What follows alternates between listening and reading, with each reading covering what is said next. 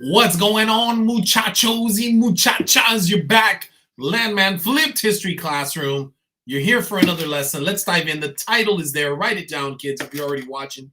It's called The Principles of the Constitution. Write that down. We're going to start here with those good techniques, right? So when you're trying to get those answers off of this story, you got to listen well. So I'm telling stories here. You got to listen well. You got to read a little bit, and then you're going to interpret. You're going to process. So that means you got to pause. You got to pause. You got to rewind. If you don't hear something, you got to rewind a little bit, all right? So good process skills, kids, and you're going to get those good answers, those great answers to help your learning and extend it. Vocabulary. Let's start with the vocabulary. I will pronounce these for you. Here we go. Number one, a principle. A principle. That's a belief or truth. Number two, framers. Men who wrote the Constitution. Number three, enumerated. Enumerated, listed. Number four, sovereignty, sovereign, power. Number five, delegated, given, delegated. Get those down. Pause right now. You're back. Vamonos. Let's giddy up. The big question for the lesson: what is a principle? What ideas or beliefs are found in the Constitution that are principles? Where in our world do we actually see these principles, these ideas, creencias, beliefs are creencias? Where do we see them in the world?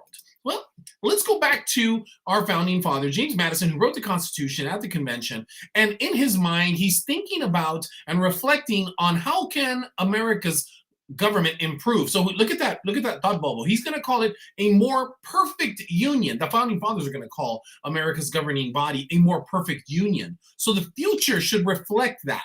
So a principal isn't the guy or girl, that lady that runs the school campus. A principle is a truth, a belief. So in other words, it's going to be a foundation. So we're going to look at 7 of them. And here they are now in no particular order. We have republicanism, separation of powers, limited government, popular sovereignty, federalism, checks and balances, individual rights. Now, right now, those may not mean anything to you. Don't worry. By the end of this video, you will have an idea of what each one of those principles means. Here we go. That foundation is important. It is the bottom. So when you look at makeup, and I'm thinking of how we use makeup sometimes, the skeleton of the body. When I see the house and the base of it, that foundation is the base. It's the strength. It builds everything up. So when we look at a foundation, it's a truth, it's a belief, because it can support things and we can build off of it. So the founding fathers wanted our Constitution to be the basis of our laws, the basis of our beliefs as citizens and how we were supposed to live. And I think of a Lego brick, right? Because Lego bricks build amazing things, right? And they're so creative that we can just have a lot of fun with, but create structures from. Not only that, when you step on one, yikes, go to the hospital, right? So let's dive in. You ready? We're going to get going. Principle number 1, no order, no random order, limited government. All power not listed in the government is reserved for the states or people. What does that mean? Well, it means the government is limited. So in other words, power, el poder, the power of government should never be abused, ever be abused. Now remember, back in the colonial times, colonists were still very scared of government. To them, it was tyrannical, tyranny, cruel, because the king might use it against them from their past in England. So citizens were not very trusting. When they looked at government, they looked at 2 differences. They looked at the nation as a whole, and then they looked at their state, because their state was like their home. It's where they lived, it's where they grew, their families. So this idea is going to come into play very much in the Constitution. So power has to be kind of kept in check this way. And the King George experience really proved to the framers. The framers are what we use, a word that we use to describe the men who created the Constitution. They knew that their experiences with the king were bad and that they had to create a government that was going to be better. So everyone must follow the law. Everyone, even these guys. These guys have to follow the law. Who are they? They are the presidents, the recent presidents, President Bush, President Clinton, President Obama, President Trump. No one is above the law. You must follow the law. So if you work in government, you are limited. Estás limitado. So the power that you have in government, if you work in government, is enumerated, meaning that it is listed. The Constitution says you are limited in your power. You are not a king. Se acabó. Caso cerrado. So that means that our powers the powers that be are kept in control. That is limited government. Principle number 2, popular sovereignty. The famous three words are the proof. What are the first three words of the Constitution? We the people. There it is right there. There's the example. There's the proof. What does this mean? Popular in this case means people. People, popular. Sovereign is power. So people power, the belief that all American citizens are the true power in this government. Not the president, not the courts, not the legislative branch of Congress, but the people. People are power. So when we raise that fist and we see that fist like that, we remember we the people, popular sovereignty, power, people power. So how do they do this? Well, here's another idea that builds the Constitution. In our worlds, we have something called republicanism. Let's start with what it is not. Republicanism is not a party, a political party with an elephant. No, no, no, no, no. It is not the side of men and women who are legislators or representatives. No, no, no, no, no. It is not the King Trump or the President Trump or Republican president. No, no, no, no, no, not at all. Republicanism is right there. See that action? We do this in America. It's a foundation of who we are as citizens. We vote. We vote. So because we are what is called a republic, we are showing our power, remember our people power, through elections, because we can carry out our wills this way. So when we want a leader changed, what do? We go to vote. And that is how we get that change. So the Constitution believes in this idea, and it even states in the Constitution that Congress of the United States shall be voted on by who? By the people, people power. So republicanism is the act of voting. That's what we do when we vote. And there's a lot of that going on in America, which is great to see. Let's go to another principle. Another principle is called individual rights. Our American democracy, our republic, is based on basic liberties. What kind of liberties? Well, we got the Constitution, first of all. And then you have those 10 amendments. Do you remember the 10 amendments? Well, those were called the Bill of Rights. So, for example, we have the First Amendment. That's a right. Those are liberties. Then you have, for example, the Second Amendment, which we've done in class, right? Right to bear arms. So these amendments prove that in our lives, we are being given individual rights by the Constitution. There's the idea that all of us have these rights as Americans. And that is a beautiful idea. We live our lives based on these ideas. Here is a really big one. We have rights. Beautiful. So the Bill of Rights we've covered in another video. And if you want to check that out, head over to my classroom and you can see that video. Let's move on to another idea or principle, federalism. Federalism. What is federalism? This one's a tough one.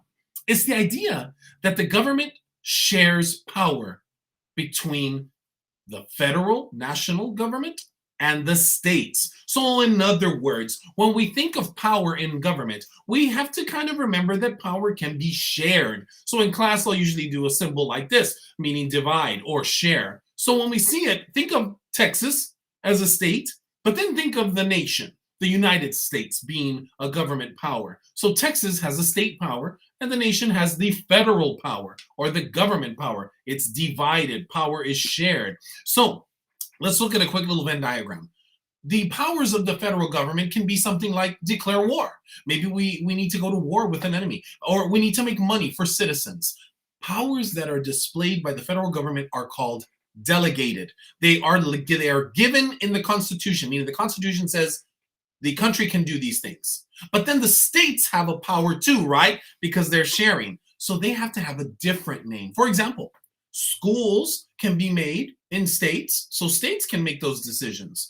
Or marriage laws, because we have different marriage laws across the United States. Now, those powers are called reserved powers. They are held by the states. Remember, states have power. So right there, this is a great example of the 10th Amendment, federalism. States have power. Now, they can share power too. So meaning that both the government and the state, for example, can assign judges to a court.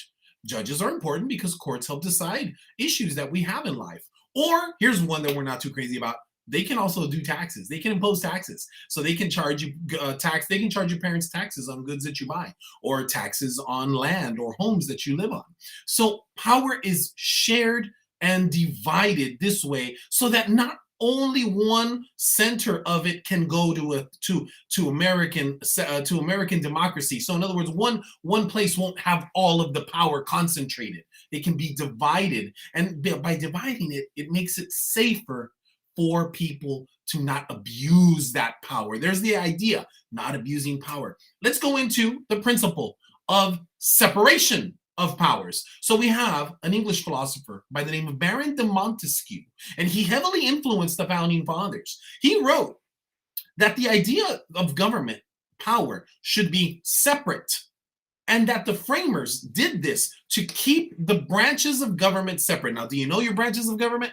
Do you know? There's three, right? Here they are. Boom. They look like that beautiful tree. See how they branch out? See how they're not connected? They're like all in the same branch. They're spread out from the trunk. So when we see those branches, do you know them? The executive, the legislative, and the judicial. Each one of those branches has its own power, and it's not congregated. It's not together, because that would be kind of a scary thing, right? It would be too much power for one branch to have. So the framers believed that government worked better when power was divided between the branches, the president, the congressman, and the courts. That was the idea here. It would prevent any one person from becoming a king. Now in class, sometimes I remember Superman because he has the S. So the S is the separation. And right, he grabs his shirt, his button shirt, and he separates it, right? And he reveals his power.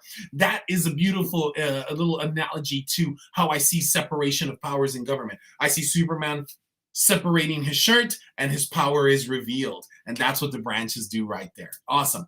Now, hello, it's me. So Baron de Montesquieu is really influential because he comes up with another idea that we live by, which is called checks and balances. Now, I don't mean a check like for money. No. That's not what this means. Montesquieu wrote that power should be a check on power. So what does he mean by a check? A check is kind of like a control, a system of control. So he wanted the branches of government to be able to kind of control a little bit of what the other one could do, to not abuse its power. So for instance, in basketball, you might see a basketball check. Notice the hand placement right there. Kind of keep the other person in space in front of you. By performing a check, the branch of government can essentially kind of keep the other one from making too many moves that it thinks it's unjust. So there are three types of checks that each one can do, or should I say three total, one by each. Let's go by the list here. The first check is called the override. So the legislative branch can perform what is called an override. So in class, I usually do this. We call it the override motion right there. Now, the executive branch, which is the president, they can perform the veto, which is the karate chop. Yeah! So they can veto something by chopping it down. And then the courts can do a check called an overturn. So I kind of do the little hand motion, overturn or to go back. They can go back. So let's describe each one a little bit here. So the override, well, let's start with the veto. Sorry. The veto is the strike. So the karate chop means we're going to strike. The president can strike a bill down. Anytime the law comes through and the president doesn't like it, he can veto it, strike it. Boom. I don't like it. I can get rid of it. With a strike of his pen, it's gone. Boom. Karate chopped. And then the legislative branch can perform the override, which means that if the president vetoes a bill or a law, the legislative group can get together and say, oh yeah, well, we can strike back right at you, buddy, and we're going to go over you and your veto. So we're going to vote and override your veto. Get that override, meaning to go over his veto. And then the courts, they can come in and do the overturn. So if they feel that the law or the bill is unconstitutional or unfair or unjust, they can overturn it, meaning they can do away with it or just get rid of it, because they're going to say that's not fair. Boom. So veto, chop, override, over, and overturn. Those are the checks that we'll study in class. So right now we got a little practice coming your way. So on the screen, you're going to pause. You're going to see a sample set of problems. Now at those problems, I want you to practice by writing down the letter of the principle that you think that problem is showing in real life. All right, you guys have been great. Thanks for checking out the video. Veto chop. I'll see you at the next one, class. Awesome. Peace. Here's those problem sets. Pause it right here. Put those letters down. Take care.